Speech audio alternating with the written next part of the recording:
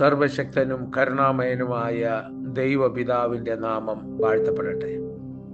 നമ്മുടെ കർത്താവും രക്ഷിതാവുമായ യേശു ക്രിസ്തു പറഞ്ഞു, ഞാനിതാ വേഗം വരുന്നു. ഓരോരുത്തനും അവനവന്റെ പ്രവൃത്തിക്ക് തക്കവണ്ണമുള്ള കൂലി എൻ്റെ പക്കലുണ്ട്. പ്രിയ ദൈവമക്കളെ, ദൈവത്തിൽ നിന്ന് പ്രതിഫലം ലഭിക്കണമെങ്കിൽ നമ്മൾ എന്ത് ചെയ്യണം എന്ന് ചോദിച്ചാൽ, ദൈവത്തിന്റെ പാദപീഠത്തിലിരുന്ന് ദൈവം പറയുന്ന കാര്യങ്ങൾ ചെയ്യണം. എന്തെങ്കിലുമൊക്കെ കാട്ടിക്കൂട്ടിയിട്ട് പ്രതിഫലം ലഭിക്കുമെന്ന് വിചാരിക്കരുത്.